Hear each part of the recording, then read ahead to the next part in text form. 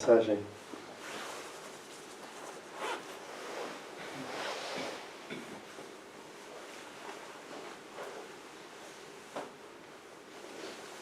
A mensagem de Emmanuel.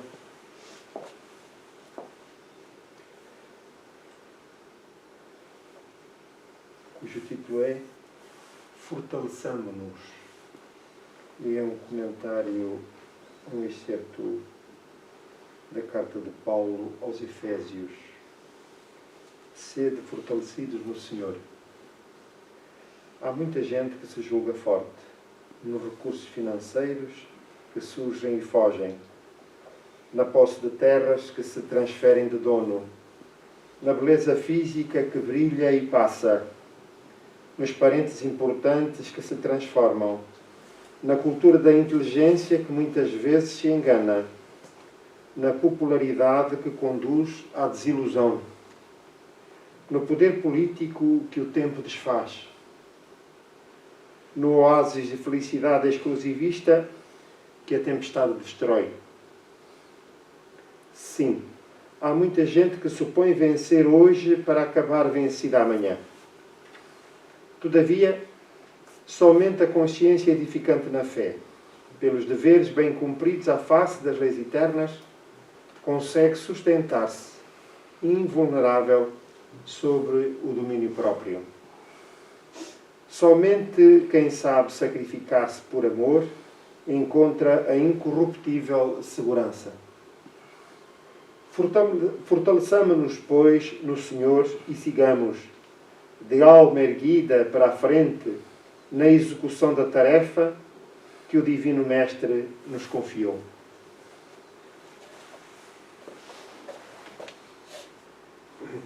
É uma exortação muito oportuna nos tempos que correm, face às dificuldades, ao desgaste psíquico, orgânico, tantas vezes, em que nos encontramos, face às circunstâncias da vida. Mas é sempre bom que a nossa fé se assente na razão e na compreensão, tanto quanto nos é possível, dos desígnios divinos. É por essa razão um momento sempre oportuno de sentirmos nas palavras dos benfeitores espirituais esse arrimo, esse conforto, para que nos fortaleçamos na fé irrestrita em Deus, que tudo sabe, e naturalmente que diante das circunstâncias da vida, das provas,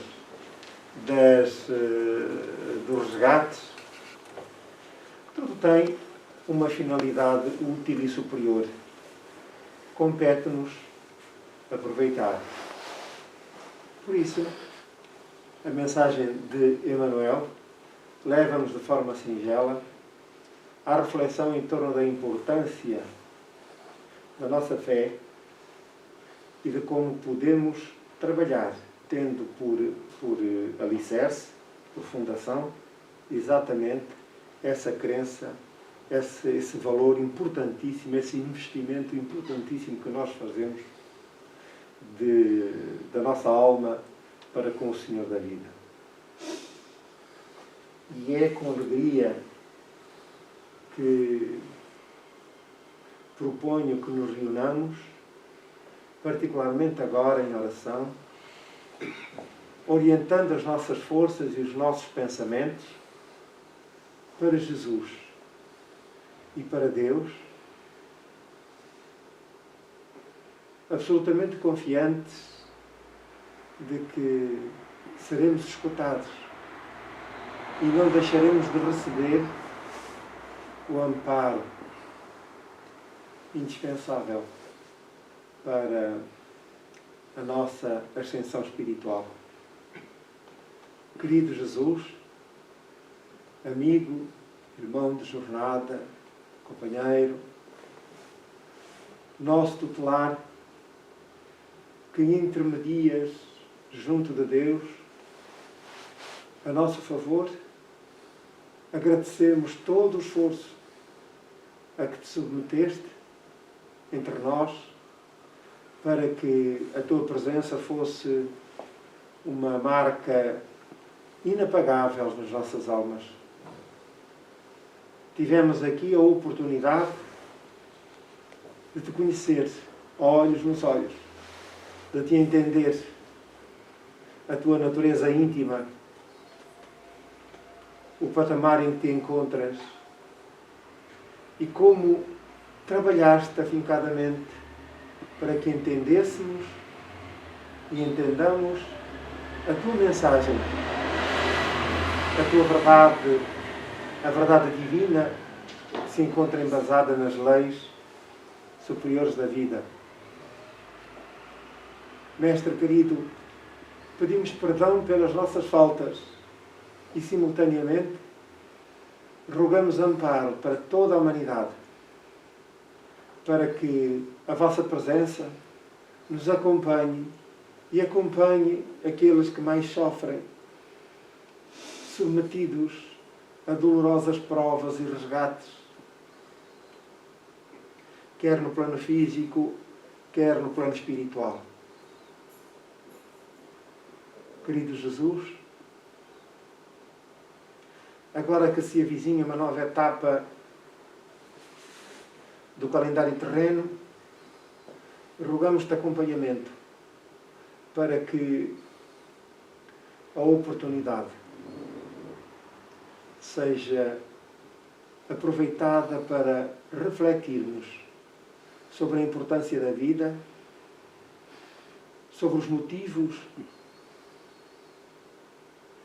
sobre os quais nos debruçamos, as razões da existência e o que devemos fazer para superarmos as nossas limitações morais, a fim de ascendermos um pouco mais na escala da vida, da evolução.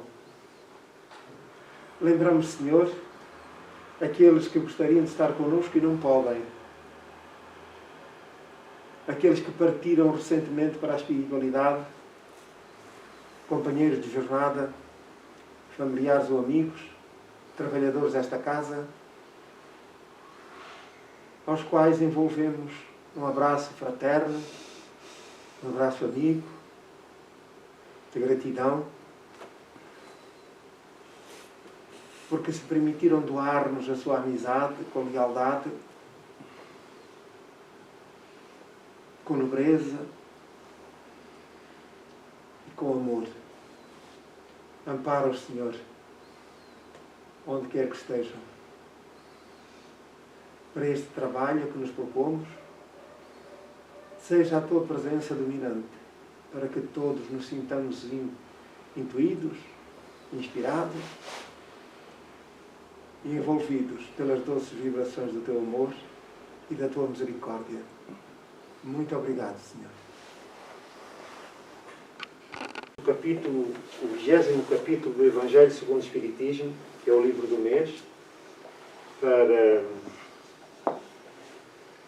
trabalharmos este tema que é tão importante e sobre o qual nos debruçamos na última intervenção, os trabalhadores da última hora. Contudo, hoje, o tema, embora sendo este o principal, ouviremos aqui um comentário dos espíritos, do espírito Erasto. Um breve comentário, já que a lição é extensa. Nós já refletimos sobre os últimos serão os primeiros, e agora a missão dos espíritas. Alexandre. Sim? Desculpe. Então, a missão dos espíritas, no item 4.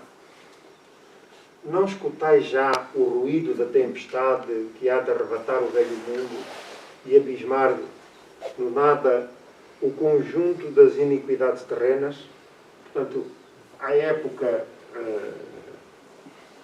quando Kardec recebeu estas mensagens, enfim, dos mais variados pontos da Terra,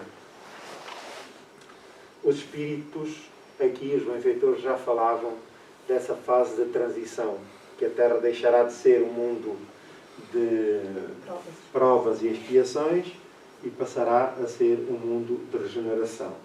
Portanto, desde há longo tempo. E foi para nos prepararmos para essa época de transição que também Jesus se permitiu vir até nós para marcar de forma indelével uma fase crucial da humanidade, da evolução, para que pudéssemos com o tempo preparar-nos para esta fase crucial que estamos já a viver, pois que ele próprio asseverou que ninguém daqui sairia sem ter provado, sem ter executado o último ceitil.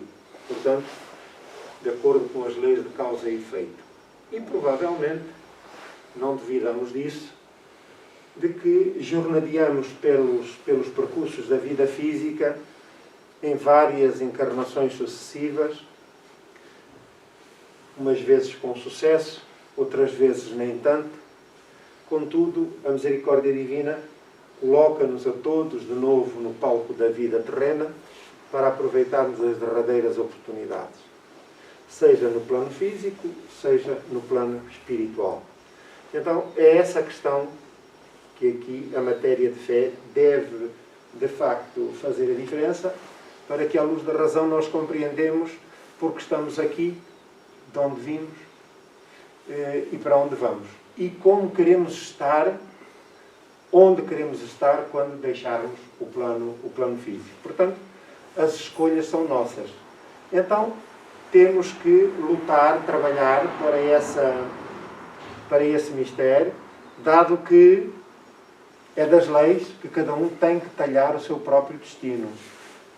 Não há privilégio à luz das leis divinas, e, contudo, as oportunidades e a misericórdia são infinitas, mas todos estamos talhados ao sucesso espiritual.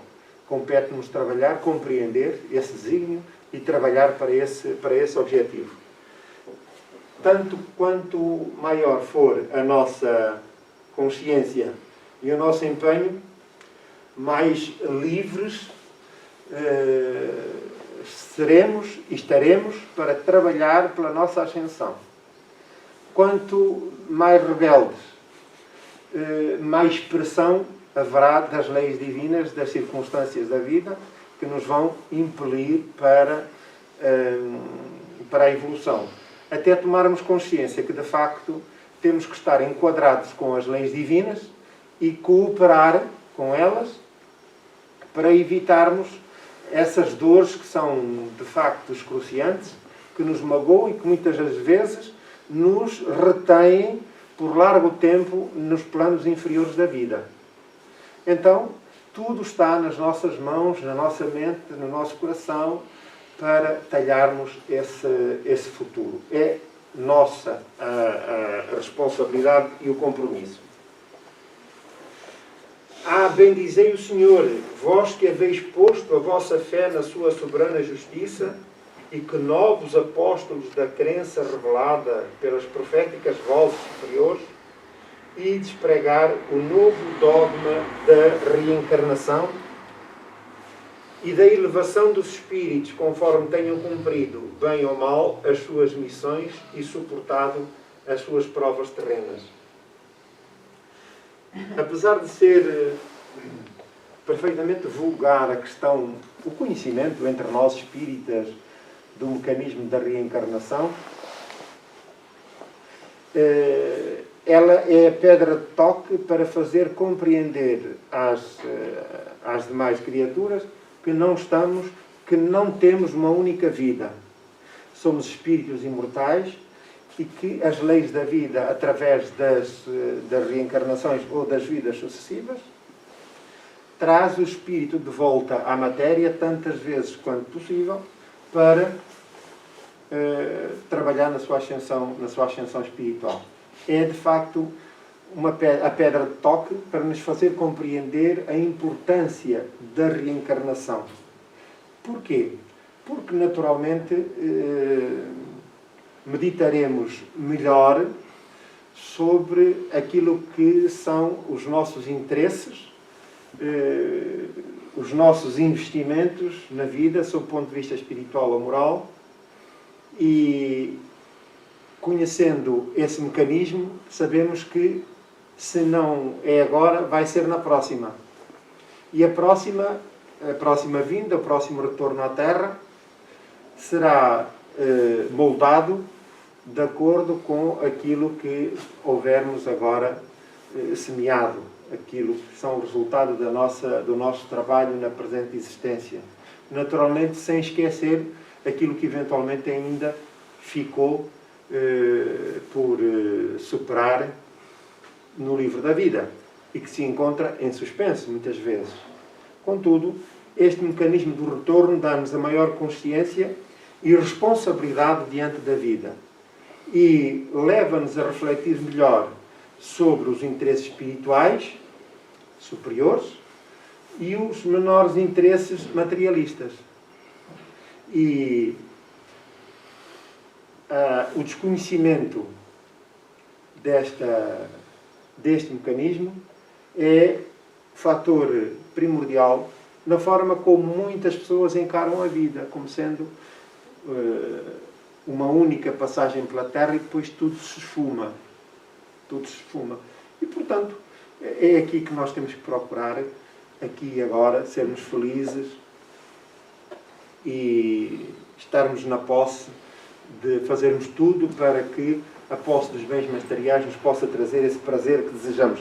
A felicidade, a falsa felicidade, entre comas, que os prazeres da vida orgânica, da vida física, da vida material, nos proporcionam.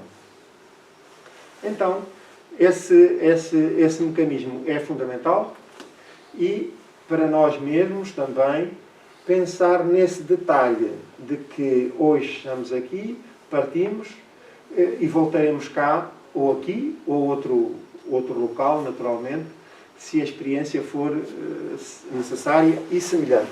Voltar ao corpo físico através das vidas sucessivas, tanto que, da sua importância, Kardec estabeleceu esse lema: nascer, viver e morrer, e renascer ainda, tal é a lei. Portanto, é uma lei universal a que todos estamos submetidos e que devemos ponderar. Não mais vos assusteis sobre a morte, o desaparecimento, as tarefas, as provas, as dificuldades da própria existência. As línguas de fogo estão sobre as vossas cabeças, fazendo aqui alusão aos apóstolos, a esse fenómeno das línguas de fogo, a assinalar a envolvência, a inspiração, a presença dos bons espíritos junto dos apóstolos, que é aqui a alusão que ele faz, que também a nós não nos faltará esse apoio, esse amparo, essa inspiração, essa envolvência dos bons espíritos a marcar a nossa existência, a nossa tarefa, quando nos propomos a esse trabalho. Ó verdadeiros adeptos do Espiritismo, sois os escolhidos de Deus. Ide e pregai a palavra divina, hoje sob a ótica espírita, que nos faculta o conhecimento da realidade espiritual, da nossa condição de espíritos imortais, a existência de Deus, de Jesus, a lei de causa e efeito, a lei da reencarnação, as leis morais da vida,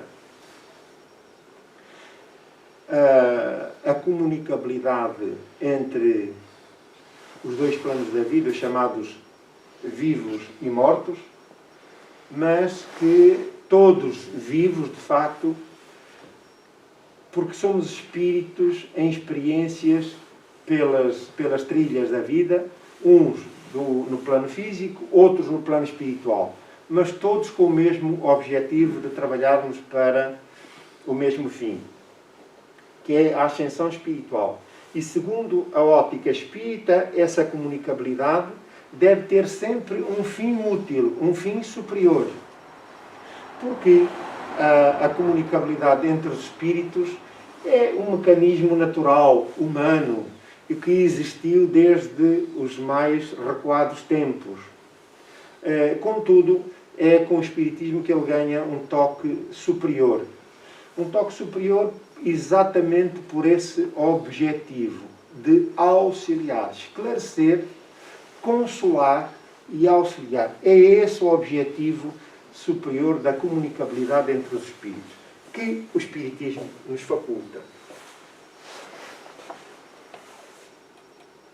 É chegada a hora em que deveis sacrificar à sua propagação os vossos hábitos, os nossos hábitos, a nossa vida mundana, mas, sobretudo, os nossos hábitos enraizados no nosso caráter. Aquilo que ainda marca o nosso temperamento, a nossa forma de ser e de estar. Portanto, porque precisamos de investir nessa matéria para falar com convicção, com lealdade e virtuosamente para com os demais na divulgação desses conhecimentos. Portanto, é chegada a hora que deveis sacrificar à sua propagação os vossos hábitos, os vossos trabalhos, as vossas ocupações fúteis. Ide e pregai, convosco estão os espíritos elevados. Portanto, aqui podemos fazer uma analogia, uma comparação com aquilo que foi a vida dos primeiros cristãos, que após a partida de Jesus e abraçando esse compromisso da divulgação da Boa Nova, se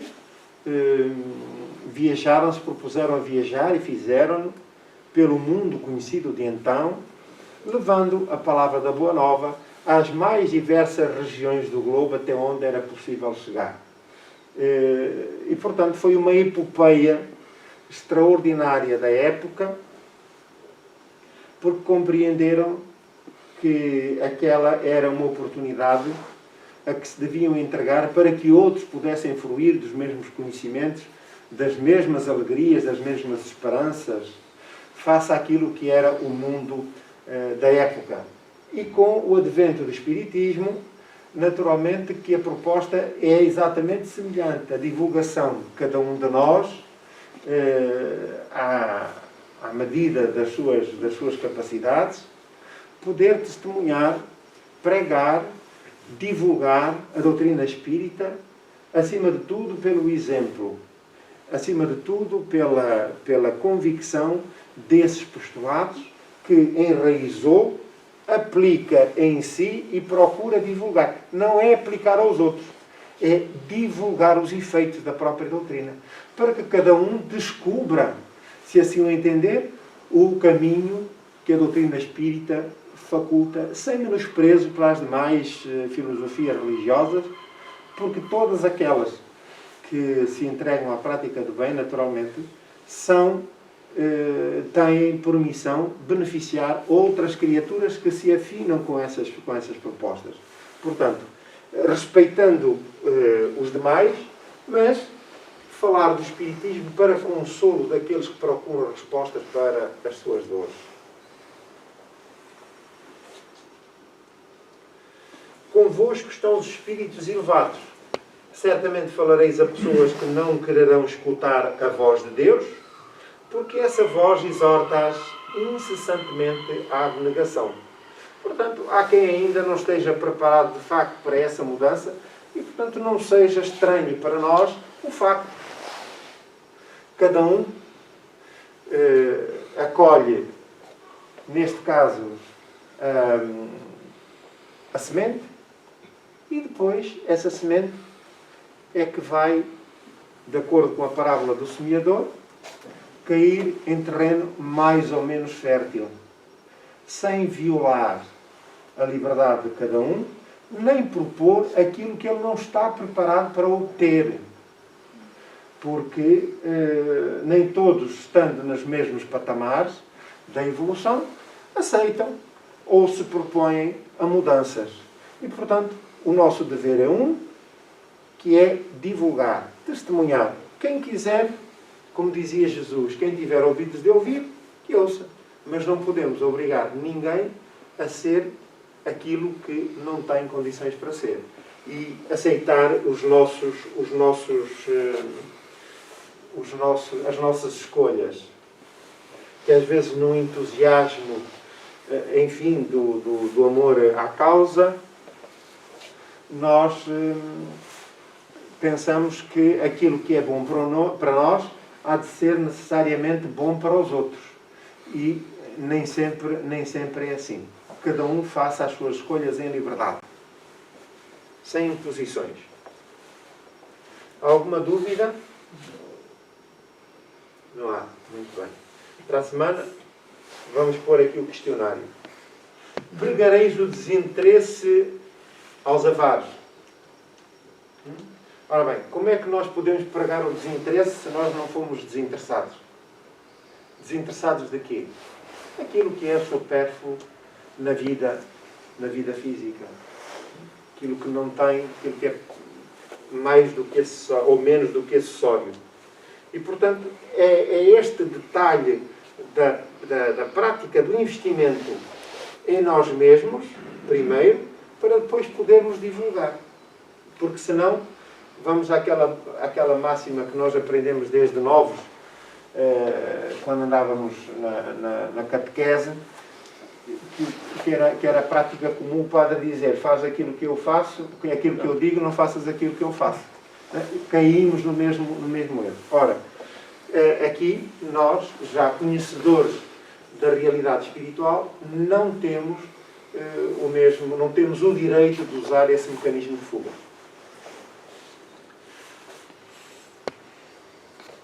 Pregareis o desinteresse aos avaros, a abstinência aos dissolutos, a mansidão aos tiranos domésticos, como aos déspotas. Palavras perdidas, eu sei, mas não importa. Faz-se mister que regueis com os vossos suores o terreno,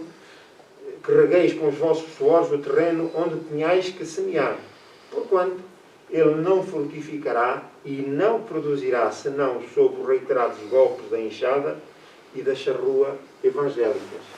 Portanto, é um trabalho que exige de todos nós esse esforço contínuo, empenhado para que possamos deixar essa marca, colocar ao alcance dos outros aquilo que é o Espiritismo.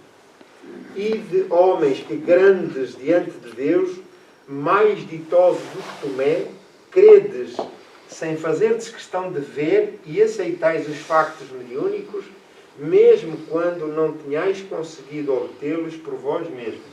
Ide, o Espírito de Deus vos conduz.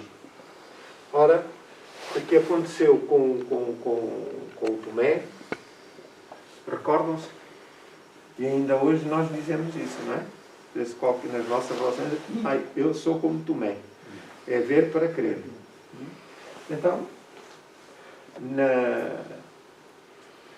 na presença de um facto extraordinário, um facto mediúnico extraordinário, o Tomé duvidou da presença de Jesus e, no caso presente, a nossa vida, o nosso compromisso, nós somos muitas das vezes chamados a opinar sobre qualquer matéria e estamos sobretudo ansiosos dos fenómenos mediúnicos, de participarmos, de termos conhecimento, de ouvirmos e vermos em direto as manifestações mediúnicas, como se isso fosse importante para a nossa fé. Não tem qualquer importância. Embora, naturalmente, tenha importância, mas essa importância deve ser uma importância comedida. A verdade é que, se lermos uma mensagem espiritual como aquela que aqui lemos, o que é fundamental? É estar na presença de uma comunicação espírita, ou melhor, de uma comunicação espiritual sem qualquer relevo de conhecimento espiritual, de orientação, ou ler uma obra daquelas? É fácil de perceber que estamos diante de factos mediúnicos. Aquele que foi relatado, que foi transcrito para livro. E o outro, que é direto. E é medir a importância, o conteúdo de cada uma. Então, aquilo que aparentemente nos parece importante não é tão importante como isso. E a esmagadora maioria das comunicações mediúnicas são comunicações de sofredores, de espíritos sofredores, que na instituição são trazidos pelos benfeitores a fim de poderem ser socorridos e encaminhados e orientados para outras regiões, esclarecidos e consolados. É essa a função primordial. A manifestação dos benfeitores é um acréscimo de misericórdia que poderá surgir ou não pontualmente na instituição, ou quando, por qualquer razão superior, é solicitada. Mas temos que ter noção de que o facto mediúnico deve ser uma ação terapêutica. Ora, uma ação terapêutica, o que é que requer? Descrição. Nós, quando vamos ao médico, o médico não divulga as nossas conversas, não divulga os nossos problemas de saúde. Não é verdade? É o que se faz com os espíritos quando se manifestam. O fenómeno mediúnico na casa espírita não é divulgado exatamente pelo respeito que devemos à entidade que se manifesta e onde ela expõe as suas dores, os seus problemas, as suas revoltas, as suas dificuldades. E, portanto, é sob reserva que se fazem essas manifestações e se estabelecem esses diálogos. Não temos o direito de obrigar os espíritos, a expor em público os seus problemas. Pois, quando eles estavam encarnados, isso não acontecia, porque é que agora estão desencarnados vai acontecer? Não é verdade? Quando nós um dia também vamos para lá. Não sei se já pensaram nisso. E não sei se um dia não vamos ser chamados também a uma sessão dessa. Vocês já viram o que era chegar aqui, agora qualquer um de nós, e ser chamado para depor, para dialogar e estarmos a expor a nossa vida aqui em público? Naturalmente que é uma falta de respeito. Ora, isso não faz parte das orientações e das práticas da casa espírita.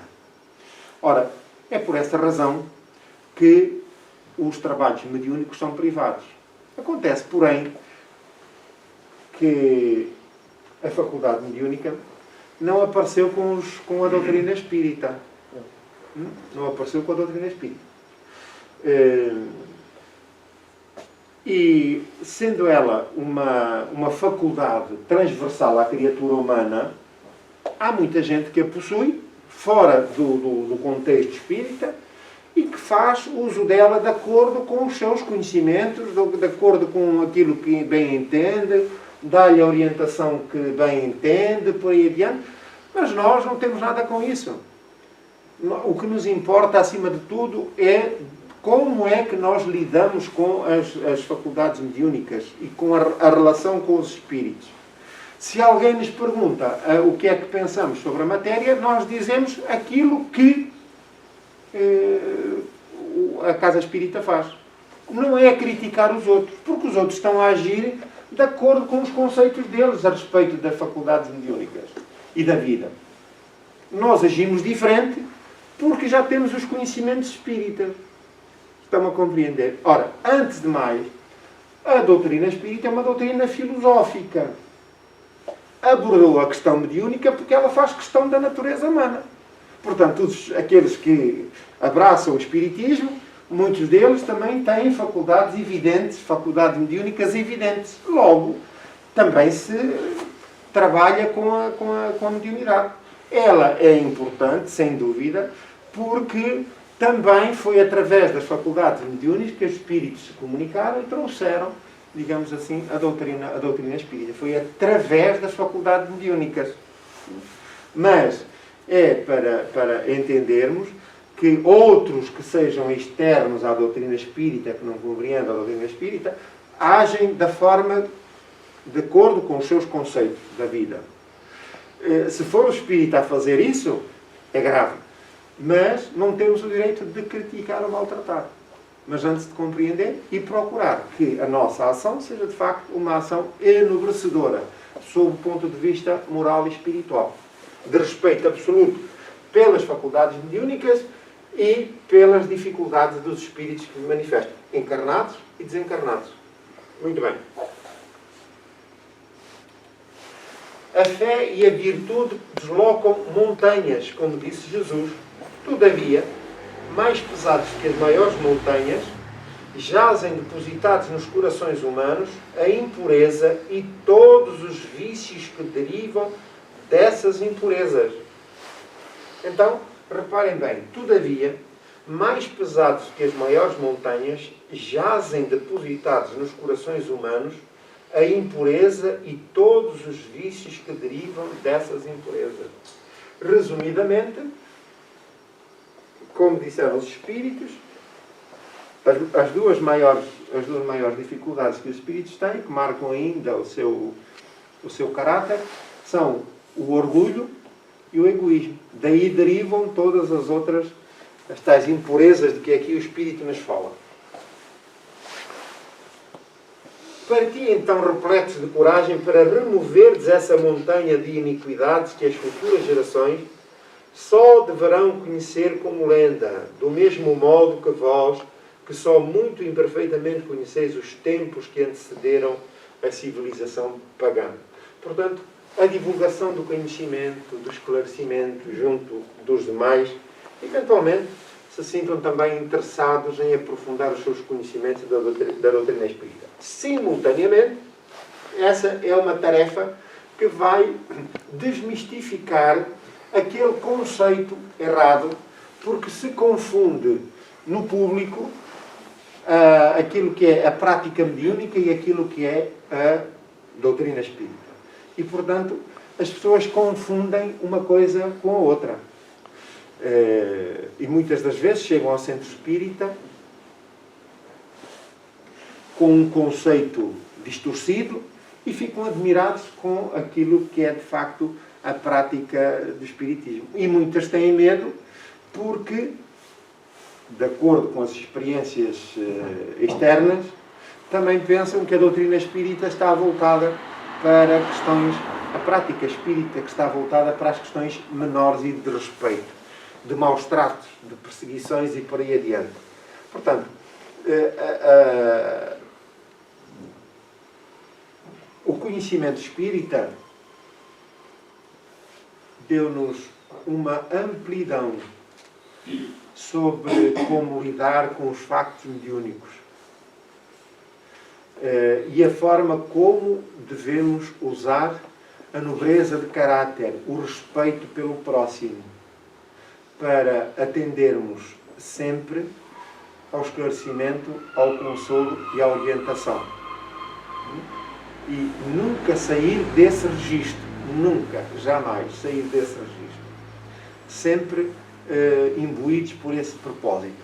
É o caráter da doutrina espírita e na lide com os espíritos, através das faculdades mediúnicas. Ide e agradecei a Deus a gloriosa tarefa que Ele vos confiou. Mas atenção, entre os chamados para o espiritismo, muitos transviaram-se. Reparai, pois, o vosso caminho e segui a verdade. Reparem neste detalhe. O espírito, que é o espírito Erasto, a mensagem é de 1863, ele diz aqui: atenção, entre os chamados para o espiritismo, muitos transviaram-se. E nós pensamos, bem, não fui eu, porque eu estou cá, não saio daqui, estou convicto, que sou espírita, e portanto é inamovível a minha fé. Mas ele depois remata. Reparai. Para quem é que ele está a dizer reparai? Os espíritos. Para nós. Os espíritos. Quais? Nós. Para nós. Nós. Então significa que os espíritos que se transviaram Somos nós. Eu vou repetir. Ali atrás diz assim, entre os chamados para o Espiritismo, reparem que a mensagem toda, ele está a dizer, vocês, de forma modesta, têm a responsabilidade de levar a boa nova aí pelo mundo, como os apóstolos fizeram com o cristianismo, não é? Com a mensagem de Jesus, logo nascente. Ora, e nós pensamos que estamos, de facto, já noutro patamar, não é? Com a mensagem toda, que aqui está. Mas ele é muito bom, é muito generoso, que ele depois, no final aqui da mensagem, ele leva-nos a pôr os pés no chão e a cabeça no sítio. Porque ele diz, ide e agradecei a Deus a gloriosa tarefa que ele nos confiou. Mas atenção, entre os chamados para o Espiritismo, que somos todos novos, muitos transviaram-se. Ora, quem foram os que se transviaram? Nós estamos a pensar, bem, depois da mensagem toda, até aqui, nós estamos a pensar, bem, foram outros que desistiram, ou deve ter sido fulano, ou deve ter sido Beltrano. Não sei. É esta a ideia que fica. Mas a seguir ele diz, reparai, pois, o vosso caminho e segui a verdade. Ora, isto significa que ele está a falar para quem? Para nós. Para nós. Ora, quer dizer que nós não estamos nesta área pela primeira vez. Não é? É o que se deduz aqui da lição. Entre os chamados para o Espiritismo, muitos transviaram-se.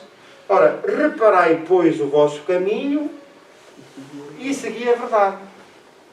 Ora, nós podemos pensar que nos transviamos aqui de uma forma mais alargada, não só nos compromissos que temos com a doutrina espírita, mas também, sobretudo, com os compromissos morais, de renovação moral. Mas ele está a falar aqui propriamente do espiritismo. Ora, significa que estamos no caminho, ou não é a primeira vez que estamos a trilhar os caminhos do espiritismo. Não é? Porque senão nós não tínhamos necessidade de reparar esse caminho. Temos a necessidade de reparar outros, mas não de reparar esse caminho. Porque, em boa verdade, se não nos transviamos em consciência, não sentimos, não vemos que nos transviamos desses compromissos hoje, quer dizer que foi no passado. Não é verdade? Ora bem, então, eis-nos que estamos de novo ligados por nossa responsabilidade e assunção de compromisso, todos nós, com a doutrina espírita. Não precisamos de ser médiuns, não precisamos de ser oradores, nós precisamos, acima de tudo, como profitentes, como espíritas, nós precisamos de perceber a importância do trabalho de renovação interior. Porque através do nosso exemplo, dos nossos esforços, a mensagem espírita flui com muito mais percepção para os outros e muito mais iluminada pelos valores morais das leis divinas. Então, para sermos espíritas e sermos trabalhadores espíritas, nós não precisamos de estar vinculados a uma tarefa na casa espírita. Nós temos que estar vinculados com Jesus e com Deus. E na tarefa de renovação interior, e dentro daquilo que nos for possível, nós exemplificamos, porque é através depois dessas ações exemplificadoras que transmitimos aos outros a importância que a doutrina espírita teve na nossa vida, porque nos permitiu, como ferramenta de trabalho, alterar, modificar os nossos valores, até aí, aparentemente, inamovíveis. Ora, essa é a melhor forma de divulgarmos a doutrina espírita. É, sem dúvida, a melhor forma de divulgarmos a doutrina espírita. Ora, assim sendo, nós chegamos ao término da nossa mensagem embora tenha ali ainda uma mensagem que vamos aqui colocar para estes tempos atuais, para percebermos as razões por que estamos a passar e aquilo que nos compete, a paciência que nos compete, a perseverança, a determinação, a lucidez, porque Deus sabe, nós naturalmente confiamos em Deus.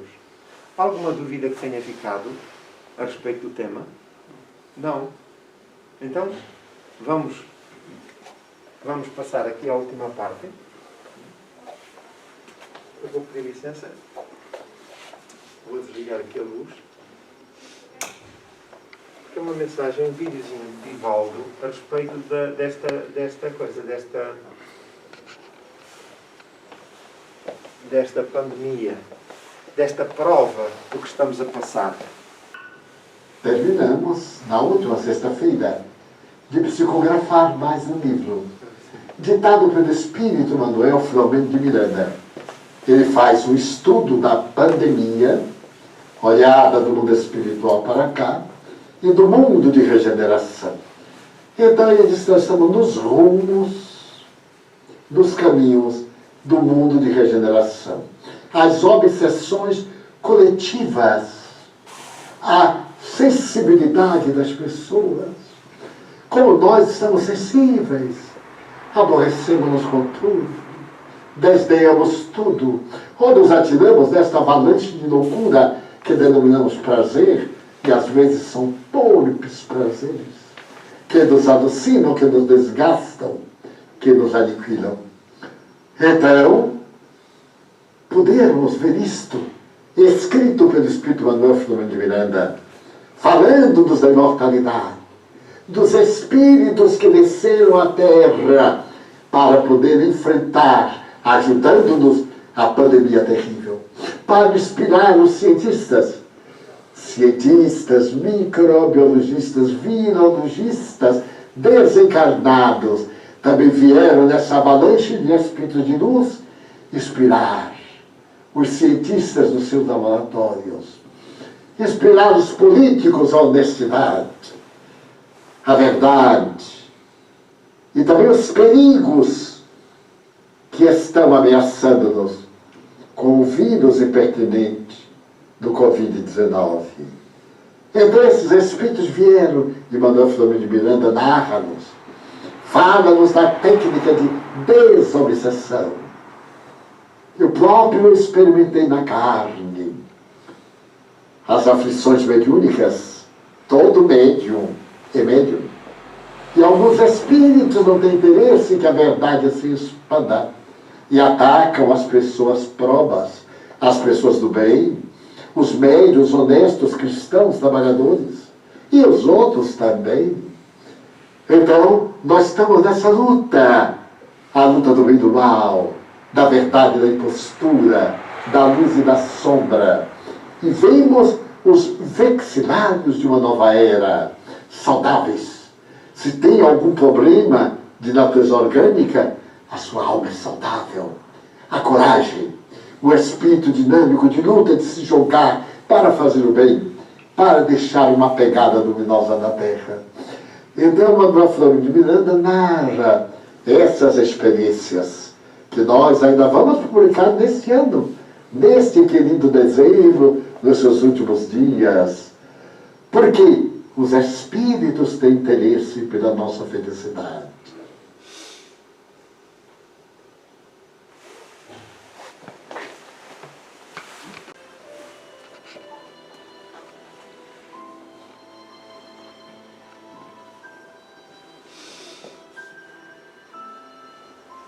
Envolto nas bênçãos divinas que descem dos altiplanos da vida, envolvamos-nos, entrelaçando as nossas emoções, unindo a nossa vontade, orientando o nosso pensamento a Jesus, o amigo das nossas vidas. Mestre querido, Agradecemos a oportunidade da manhã que nos permitiu reunir em vosso nome. E agora, pedindo licença para terminarmos o trabalho, segue com humildade a nossa oração, rogando-te por todos aqueles que sofrem, desesperados, tristes. São nossos irmãos, Senhor, e para os quais orientamos as nossas melhores vibrações, aqueles que se encontram em dificuldades nos nossos lares, nos lares dos nossos familiares, em outros lares, aqueles que vivem na rua, aqueles que vivem na solidão, aqueles que são afetados por doenças difíceis. Mestre querido, pensamos ainda nos jovens, nas crianças, os idosos, os toxicodependentes, os suicidas, para que a nossa oração, que desejamos seja um hino de amor, possa a todos envolver, dilatando e alcançando a alma de cada um. Para a humanidade, Senhor, aqueles que sofrem de problemas crónicos, que é a indiferença humana, dos mais abastados, dos responsáveis, teimam em não considerar como a fome, a ausência de acompanhamento médico, de assistência na saúde, a instrução, das guerras infindáveis, traumatizantes, dos deslocados, Senhor. Milhões de criaturas que são obrigadas a abandonar os seus lares para se refugiarem ou vaguearem pelo mundo sem irem na beira. Deixa-nos a todos abraçar fraternalmente e solidariamente.